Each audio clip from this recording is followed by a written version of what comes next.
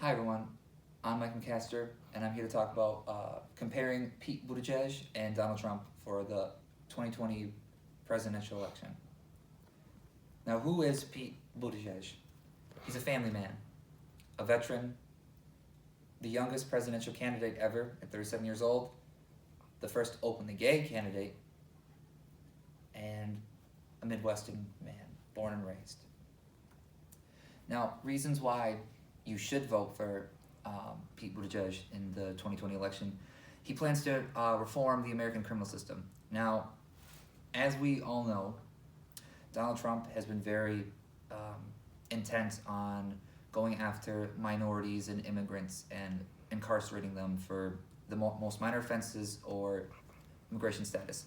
So this includes the push for private prisons in the Trump administration and private detention centers.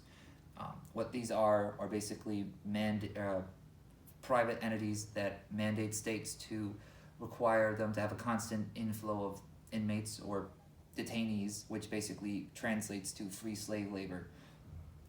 It's a disgusting industry, and Pete realizes this and plans to completely abolish the private prison industry, putting all the power back into the federal and state jurisdictions. With this, he plans on also reducing the jail time and prison sentences of many of these inmates, so long as the offenses aren't violent. Now, along with this, Trump has a very interesting stance on marijuana. He seems not to have one.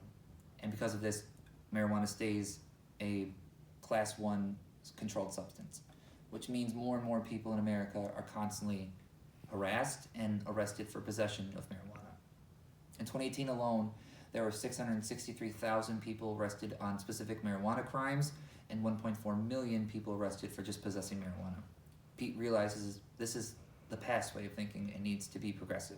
He plans on legalizing marijuana in all 50 states and pardoning anyone that's been committed of a crime of marijuana, so long as, again, they're not a violent offender.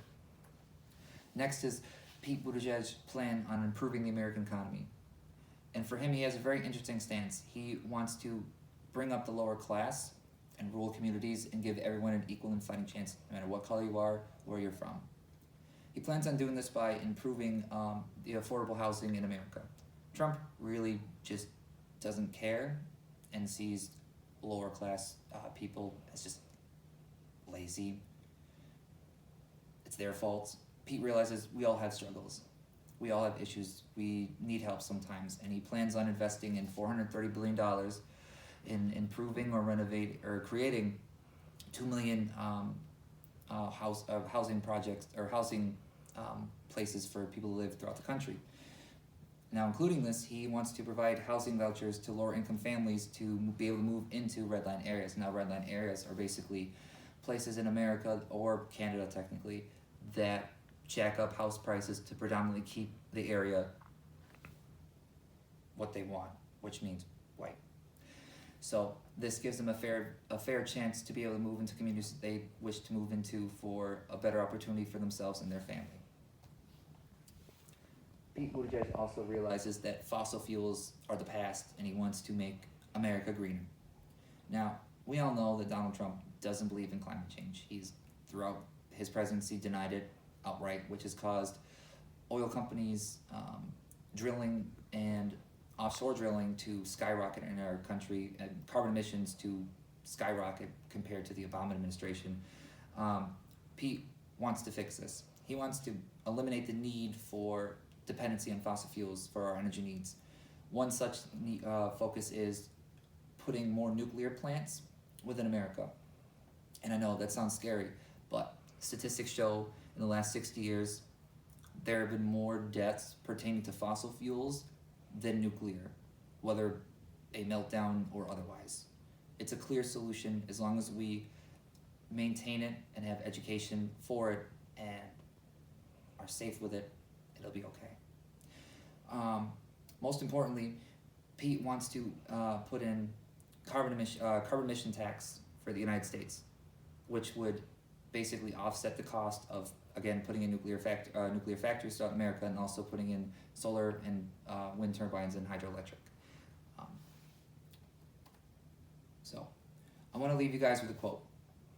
There's a new generation of voices emerging in our country, walking away from the politics of the past and ready to deliver on our priorities. There is no again in the real world. That's not a bad thing. We are ready for a fresh start. Pete is the change you need. Pete is the change of our generation and the generations to come.